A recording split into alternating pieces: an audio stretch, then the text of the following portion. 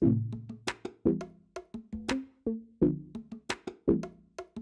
everyone, welcome to episode 72 of the Miami Tech Pod. We're here in person with a special guest, Matt Haggman. Welcome to the Tech Pod, man. Thank you. It's an honor to be here. It is, you guys are all such dear friends, and I'm a big fan of the pod.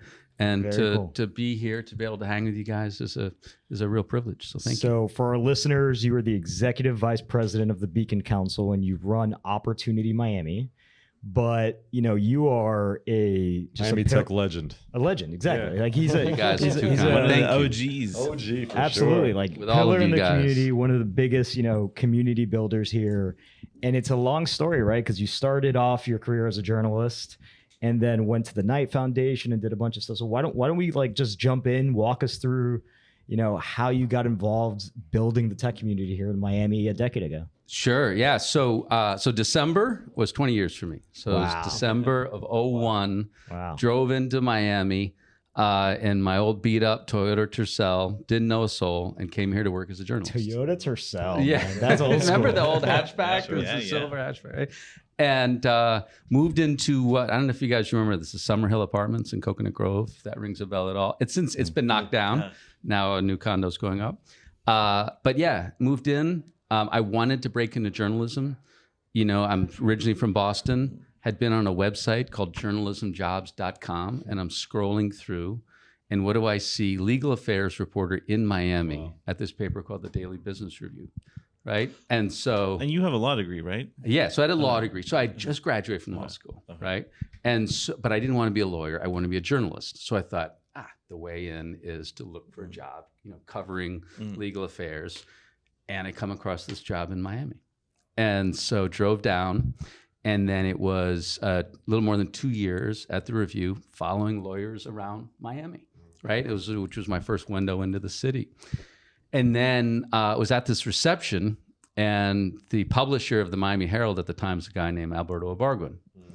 And I remember I was with my then girlfriend, now wife, Danette Linares, and Danette, remember we're talking, and Alberto was just his normal, just chatty, engaging self, and he got up, and I thought, I turned to Danette and said, I guess this is my opportunity, and walked over to him and said, Mr. Ibargüen, I want to come work for you. And he shot your shot. Yep. That's it. That's it. That's what it all boils down to, right? Yeah. And so he had the best answer. He said, let's get to know each other. So met for breakfast. One thing led to another. Went off to the Miami Herald and had about almost 8 years there, and worked as an investigative reporter. Covered real estate. Covered local government. So that 10 years as a reporter was following lawyers, real estate developers, and local politicians who were around. I thought of it like as an extended graduate course in Miami. And it was really after that period where you're really looking under the hood, believe it or not, I actually thought to myself, I want to double down on Miami. And I really want to try and become engaged in the life of the community. Not just, writing about it is so important, but also are there proactive roles that you can be in to help sort of shape the community. And so it's with that then, had the opportunity to go to Knight Foundation. Someone with less sort of passion for the city would have gone running after seeing what you saw for like 8-9 years, right? Because you must have some like crazy as shit stories about some of these people doing stuff that didn't even make it to print. Oh, for that, or then even stuff that my last beat was covering local government. And so I remember wrote all these stories about the then county mayor. Was that Pinellas at the time? No, so this is a guy named Carlos Alvarez. Oh, Carlos Alvarez. And so wrote all these stories about him that ultimately led to an effort to recall him, which was ultimately successful. Does he blame you?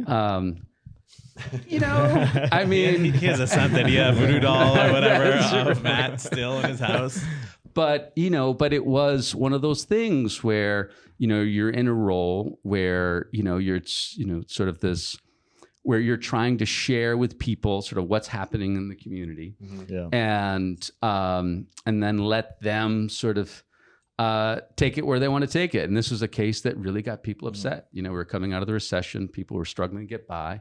I was writing these stories about self-dealing and sort of self-aggrandizing in different ways, and so as a result, that got a lot of people upset. I remember actually very vividly when Norman Brayman, is that name right? Of course, yeah. So I We were remember, talking about him yesterday. yeah. So I remember, so after a final story I had written, things had gotten really contentious with the mayor and his office, and I remember this was sort of the final straw. And I remember Norman Brayman calling up, and I hadn't talked to him about any of I don't think he had been in any of the stories that I'd written to date, and he said, if this goes through, this was their budget they were passing for the year. He said, if this goes through, he said, I'm launching a recall effort. I said, really?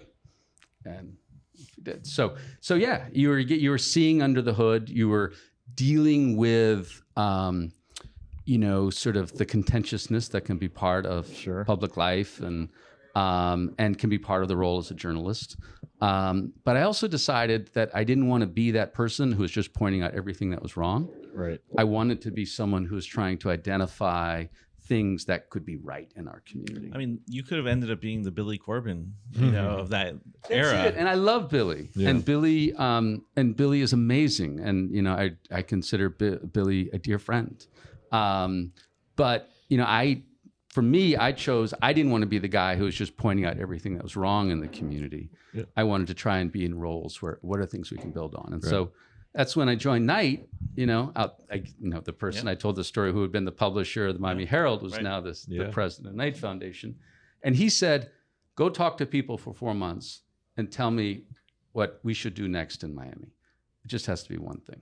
And so this was end of 2011, beginning of 2012. So 10 years ago. Wow. Yeah, that's right when we met. And that was right when we met. Yeah. And so went and looked around. I thought, okay, I'll just be a journalist. Just go report it out. If you had to pick what's that next thing for a community? And so looked around, and 4 months later came back, and we had already met. And he was sitting down in his office and saying, okay, what's going to be? And said, want to launch an initiative focused on building a tech and startup community in Miami. It can work. And the thesis was that talent funding ultimately is going to become more mobile, right? That while primary centers of innovation won't go away, that the cost to create and do is going down, so the ability to act and drive change is going up, and that'll inevitably result in new centers of innovation emerging, and Miami could be one of those places.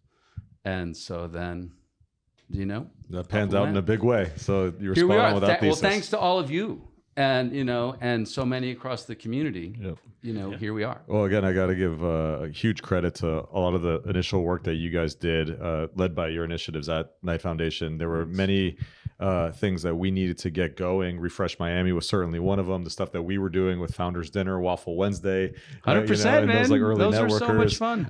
We didn't have many people to turn to and places to turn to, and you were always like this, go-to source that we can go to just for thoughts and advice and enthusiasm. Frankly, enthusiasm that went a long way, because there was a lot of naysayers about Miami, right? And about tech. And remember, kind of there was that whole thing with the mayor of Miami Beach. Remember that whole thing? Philip Levine. Remember that? Yeah. Oh, yeah. There was that whole thing where Miami will never be a tech hub, Yep. right? And we all kind of, had our little op-ed pieces that we wrote in response to that, which was a lot of fun. And then he went on his apology tour through Refresh That's Miami, right. which I got a bunch of flack for that. But frankly, you were a source of optimism when there wasn't a lot of optimism at the time, and I want to thank you for that. I can speak from personal experience. Waffle Wednesday was this thing. I remember telling you, hey Matt, we had this networker for our company. Every Wednesday we would have waffles, and now it's turned into a community thing. There's 20 strangers in my office looking for waffles every Wednesday. Would Knight Foundation be willing to support it? And you gave me an instantaneous answer. You said, absolutely, we'd be happy to. And that type of support meant a lot to the community in those early days. And thanks to your support, Waffle Wednesday became this weekly staple in the community, where a lot of people met their co-founders, met investors, and got to know each other. So again, thank you for all that early support. That was huge. No, man, thank you. I mean, I really felt it was this collective effort that So. And like back then, there appreciate wasn't that. Yeah, man, of a course. like a known behavior, or it wasn't sort of customary for philanthropic funds in That's Miami right. to go towards community building and things like that.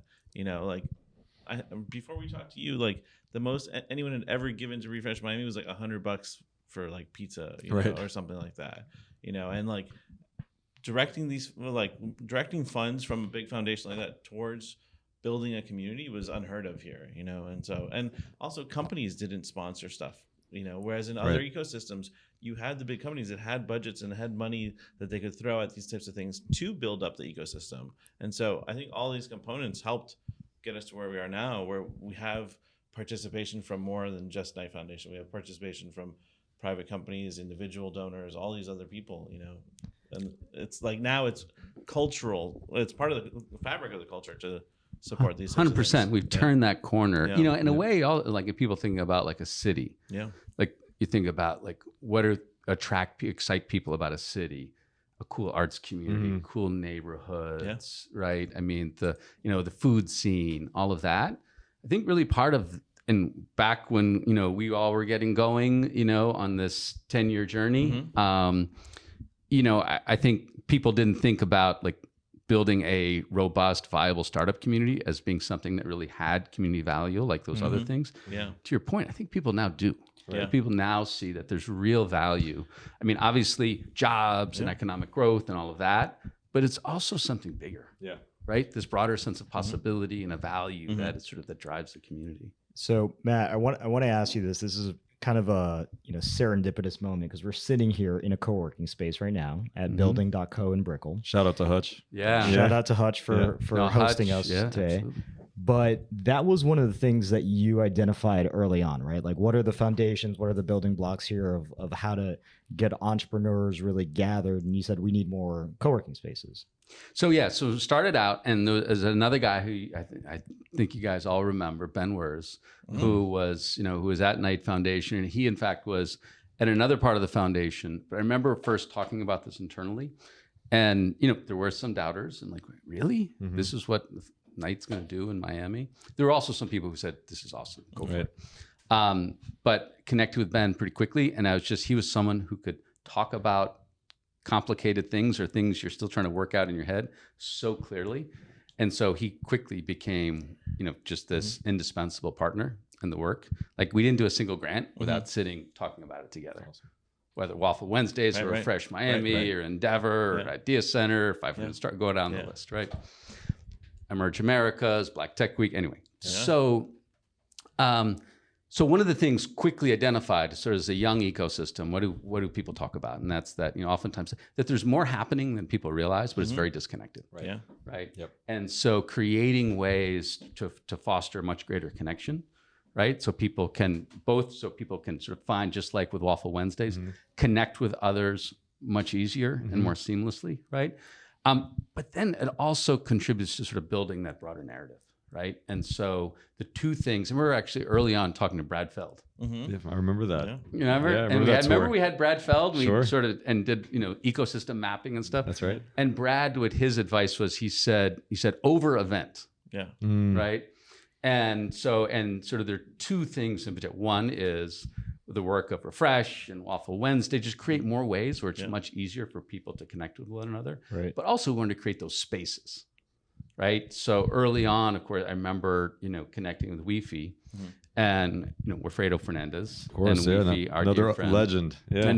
Right. And with him, he had the Lab Miami, the smaller version around the corner, and then got behind launching the lab on 26th Street, which is still there today. Yeah. But at the time, there was virtually no co-working. That's right. So the idea was creating more ways for people to connect, work, share, and ultimately that would become sort of this multiplier. And that panned out in a big way because I remember Waffle Wednesday, it was basically like folks that worked at the lab would walk over to Waffle Wednesday in the mornings, right? Then they would go have their lunch meeting or their coffee meeting at Panther, right? And it became like a little, nucleus, right? Like a little like center of 100%. gravity, which was really important. And it's like with so many things, talk about like products, it's better to have a core group that deeply believes in That's right. something than lots of people who are sort of ambivalent, you know? And so it was with Ben, though, that we literally whiteboarded in Knight's old offices, and since moved to the Grove, but in Knight's old offices, what are all the things that you want in an ecosystem? Right.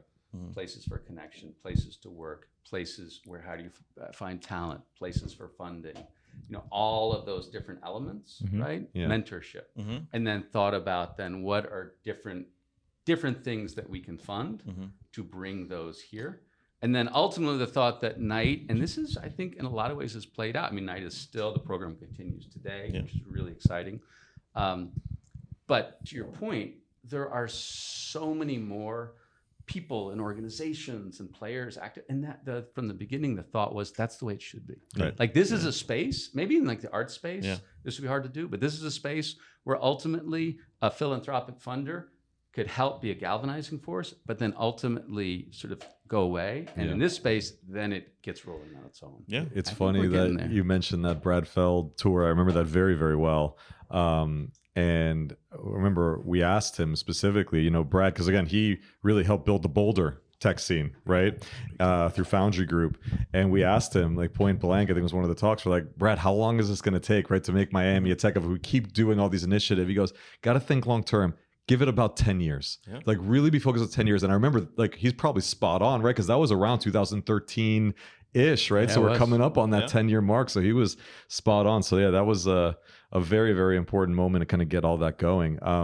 You said something before we started recording off camera that really resonated with me. You're telling the whole group here, we're getting to know a new city, right? Yeah. This is a new city. We're all getting to know it together. It's so true. So I want to get your perspective. All that early work that you did at Knight, you're seeing a lot of this stuff kind of come to fruition now. What do you think of this new Miami with all these people now moving here and now proclaiming it to be the hottest tech scene in the United States? I love it. Yeah. I love it. I mean, I think you know, in a way, I think it's part of what has been sort of Miami's journey from its beginning. And that's waves of people coming here from different places and putting their own stamp on the community. And in an environment, which I think is a real asset for us, of a sort of no permission culture, right? Miami's not a place where you come and, you know, there's no ring to kiss. There's right? It's you come, you see some opportunity, it speaks to you, and you act on it, right? And over and over and over again. And I think this is another example of that. And I think, by the way, that's a superpower that sort of we as a community need to hold on to. That welcoming spirit, that embracing. That's built into the DNA of Miami. DNA, right? This welcoming spirit, the hustle, you know, the grit, you know, that is part of the city, but then also a place that's, you know, that has this open mind, that is not, it's saying coming here and you do and what you think makes sense. You know, I mean, that's a great point about like this is part of the DNA. Like if you look back at the last 100 years of Miami, probably every 10 years there's like a wave of people coming in from a different place, right? 100%. Whether it was the Cuban diaspora in the 1950s, you know, then you saw Nicaraguans in the 1980s, you saw Argentines, Haiti, Venezuela, right? Yeah, Jamaica. all these, right. You know, and so this latest isn't necessarily a nationalized group waving in; it's, you know, an international or American. Totally. I mean, Miami's founding was a wave coming from the Bahamas. Absolutely. You know, so I mean, we've seen it over and over and over again, and this is part of that. So to me, it's super exciting. So many people have come here.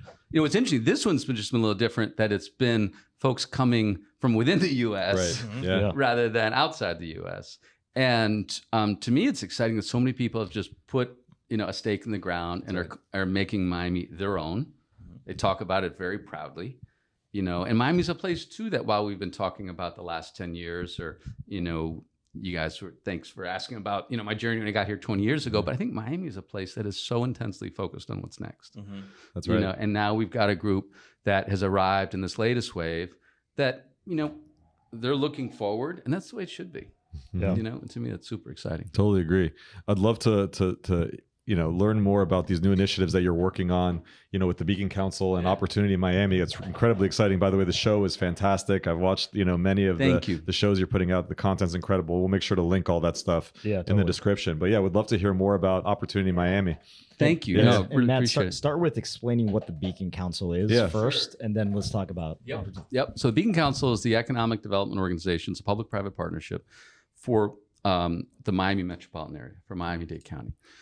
It is a standalone organization. It's not a government agency, but it actually operates as the economic development organization for the county government. I mean, the biggest funder is the county government, but it works with the county, cities, and it gets funding from both the public and private sector. Yep. And its core role has really, for more than 3 decades, has been around trying to help bring companies to Miami, help them expand here. They reached out and they said, "Hey, what about you come on board and we have this initiative that was then called One Community, One Goal, which is all around trying to look down the road. As we think about Miami's economic future, what are those things that we need to solve for as a community? How do we rally the community around addressing them?" So, I was at a point because there was an in-between Knight Foundation and this. It was my short life as a political candidate, awesome. which You ran for Congress. a world that so Cesar cool. knows well, which we can talk about sometime. Maybe we'll need some beers or wine or something. But that was an amazing experience. But thinking about that next thing, and with this, obviously love Miami. Yep. The leaning into the future is always fun, and I looked upon it as an opportunity to build on that 6+ years of work at Knight Foundation that we all did together. So did a deep dive. And came back and told our CEO, may he rest in peace, Mike Finney, who passed away suddenly, and said, "Mike, I think that it's time for a new name, new focus, new strategy. But the mission is great." And so the new name, Opportunity Miami. The mission is, and the thinking is that there are 3 things as we think down the road, the next 5, 10, 20 years, that we need to do well as a community. 1, entrepreneurship and innovation. Obviously, there's lots of work going on, but that work needs to continue. Double down. Double down. Triple down. All of that, right? And look the last 20 years, I had an interview with a guy named Victor Huang, who talked about how you look the last 20 years, virtually all net new job growth comes from businesses 5 years and younger. Right. Yeah. Of course, we want Citadel coming here, which is so exciting, which is so great. But we want to be a place where people are starting things and launching things over and over again. Secondly, talent and inclusion, right? We need to, those are the places that are going to win, right? And not just, and of course, having amazing universities, but also non-traditional education, right? Certificate programs, boot camps, all of that, and creating a way that people across our community can build new skills quickly, affordably, in ways that align with their own lives. And then the third thing, and this has probably got the most attention of the 3 areas that thinking of as we think about, where to next, is sustainability. And the thesis is that over the next 25 years, we're on a journey. As a world, we're transitioning to a net zero economy. And that every industry will go through this. We're seeing it right now in the auto industry. But trying to shift the thinking from talking about this solely as sort of existential threat to thinking about it as the business opportunity of our lifetime.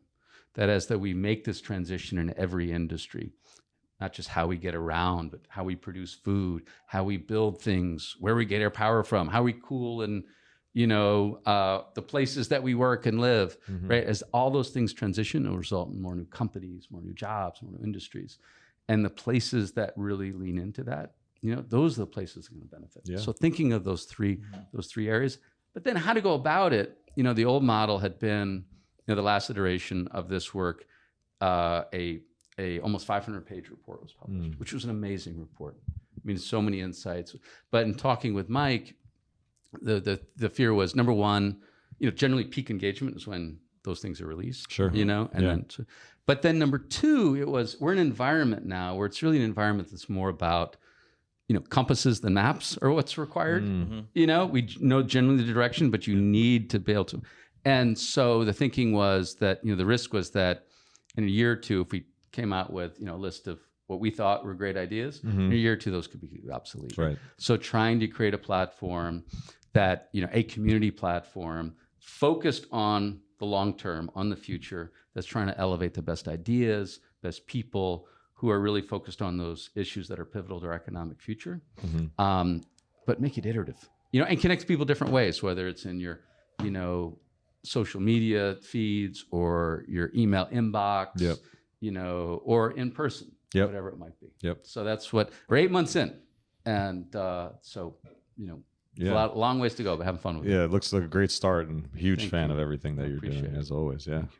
So let me ask this, right? Because we see a lot of people that have moved to Miami recently from New York or San Francisco have, in many ways, there's this common thread with a lot of them that's like, look, I just got tired of living in SF, or I got tired of living in New York. Here's why.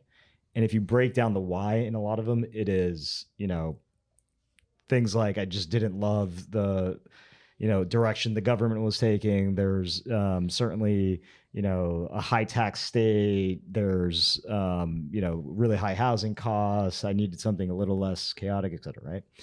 And you see that they were very much critical of leaders in their cities. It got a breaking point. They left and came over here.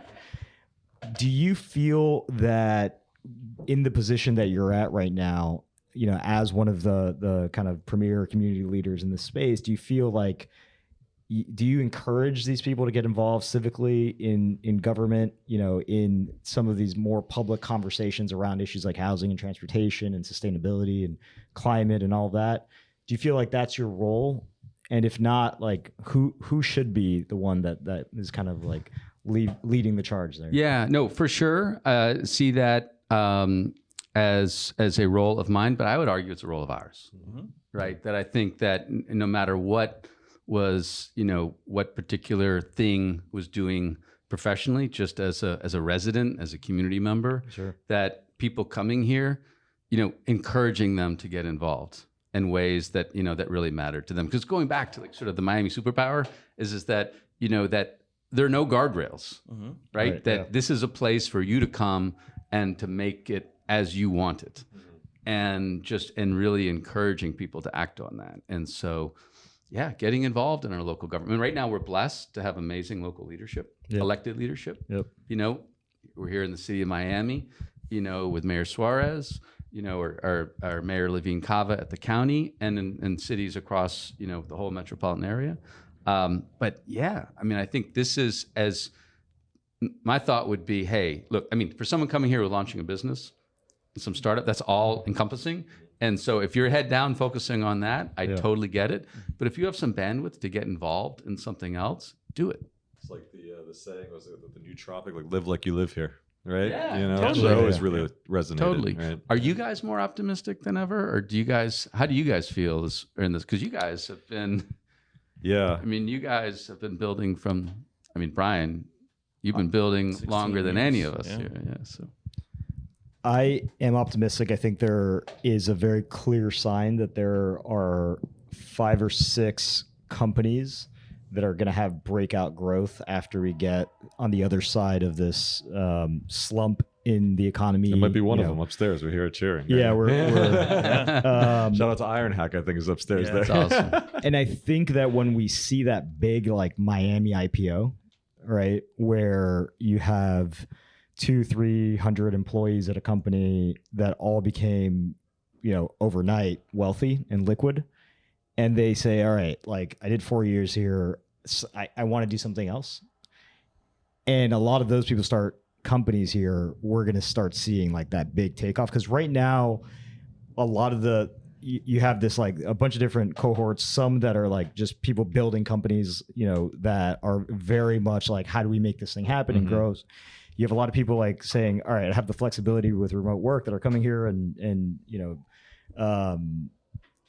and choosing Miami as their place to live, but the nexus of their company is distributed or somewhere else, right?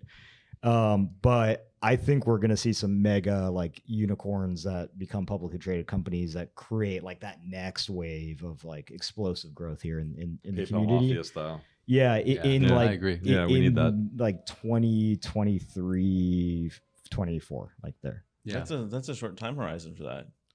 Right? Yeah, but you have some of these companies that are just like going public very fast, Sure. and it's right. like, But you're talking about like traditional going public, not like SPAC path, right? Because SPAC path, it's mixed results. Yeah. But I think to add on to your point though, like there wasn't a long history of companies like doling out equity to their staff here in Miami, like there was culturally in San Francisco or the Valley or maybe New York. And so like the few unicorns that we saw have exits didn't spit out 50, 100 millionaires, right? Yeah. Like Chewy Yeah. and Ultimate Software, which were the two biggest exits here, and we all had hoped Magically would be too, right? Still might. Yeah, sure. Right. But like there was a handful of ultra wealthy folks, right? So we didn't get the same, like, I'm going to build an empire here from the middle management. Yeah. No, for sure. I mean, back when, 8-9 years ago, when people say, and we're, really leaning in, people say, what does Miami need, for this to really work? And for me, and I think we all share in this, it was home runs, right? Ultimately, an ecosystem is something where that will create those stars who then become funders and mentors the next group coming up. And, and we've seen some of that, but to your point, feel like now, and particularly with the COVID wave, with all the folks who've come here during COVID. Yeah. And hey, in any effort, you need some breaks, right? And ultimately, COVID, I mean, in a pandemic, there's no winners, but you know what I'm saying? But it's still, nevertheless, Miami, I would argue, is in a better place. Yeah. And that's something that no one could have predicted. Right. But Miami was ready for that moment. And so now I think, to your point, that we're to having some of those really sort of city shaking exits or going public. It feels like we're getting closer to that. I think that phase is going to be, we were talking about this last night. Like I drove the other day in San Francisco, and for all of the kind of narrative that, hey, people are leaving San Francisco in droves and all of that. I mean, that city still has it, right? Like I was in traffic, there's people everywhere. I look up, the buildings have like, brand names on them, Slack, Twitter, et cetera.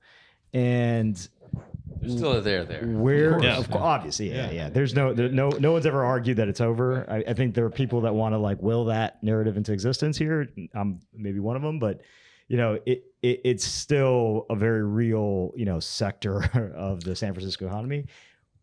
We'll enter, I think, the big household names on buildings phase of Miami in the next 18 months. I think we're already starting to see that, right? Andreessen has, stated that they're going to be opening up an office here. Like we also see more companies like blockchain.com, right? They're opening an office in Wynwood, and Matt's wife Danette is their real estate agent. That's right. That's awesome. Yeah.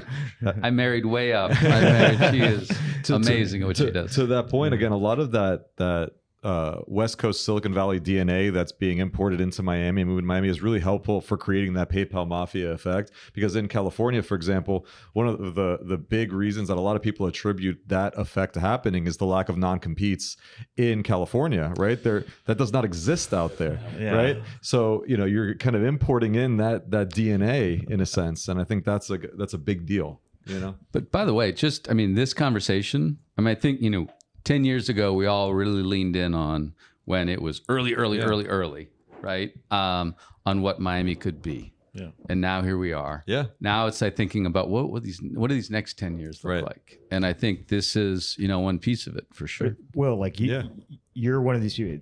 It's kind of crazy that you can just, from where we're at right now, drive 20 minutes to Andreessen Horowitz or Founders. Yeah, it's a very that was surreal. No, and that was a week-long trip. Oh, for sure. 10 years ago. Yeah. Oh, and 10 and you would have been laughed out of the room. And Miami, totally. Several years ago, people were like, "Why are you trying to build a startup ecosystem in Miami? Because entrepreneurs need to be near investors, and you have no investors in Miami." Right. And in fact, in those early days, we lost some entrepreneurs who were really promising, and they're like, "Look, I just got this funding round and I need to be near my investors. So I'm out." Right. And it was always, thought was always like, hey, God bless. They had to go where the capital was. Yeah. Totally. Yeah. And it was never like begrudging that. Yeah. It was like, hey, we're going to keep working to build here and hopefully you can build something you want to come back to. Right. By the way, and we've seen that. Yeah. We've seen some coming back. I remember Nearpod had two people sitting in a WeWork in San Francisco for that exact reason. They were like, these guys are basically our investor relations people, and like, they kept everyone else here or in Argentina, and like they made it a $600 million exit, So, but yeah, I mean, this has been a fascinating conversation, Matt, and I really appreciate you taking the time to like reminisce and also talk about the future, because Miami's all about what's next. 100%. I Yeah. mean, it's been really fun because, we've been on a journey together to think about, these last 10 years, but, it's even more fun to think about what's ahead. Absolutely. And to be at this exciting moment. It's like, what, as we, if we were to gather and have this conversation, 10 years from now, what would we be talking about? Definitely. Matt Haggman, is plug time. What do you want to let make sure that the listeners of Miami Tech Pod are aware of in your words? This new initiative with Opportunity Miami, we're trying to create this community platform highlighting the best ideas and people focused on Miami's economic future, right? Moving beyond the news cycles and election cycles, and just sort of on an ongoing basis, thinking about what's next. What's the domain name? How do we get involved? So you can go to opportunity.miami to check us out. More than anything else, start with feedback, right? Like anything, we want the criticisms, we want what's helpful, we want more than that, we want what's not helpful, right? Yeah. And so my ask would be anyone listening, subscribe to our newsletter, which you can do by going to opportunity.miami. You can always write me at matt@opportunity.miami. You can follow us on social channels, on Twitter, Instagram, LinkedIn, at opportunitymia. And so the ask is engagement, unvarnished feedback, and then we'd just love your ideas. Awesome. Love it. Matt Haggman, thanks for being a guest on the Miami Tech Pod. Long overdue. You're welcome back anytime, man. It was really great to be with you here. Thank you. It's been great to be here. A real honor, you guys. Thank you. It was fun. Awesome. Thanks, Matt.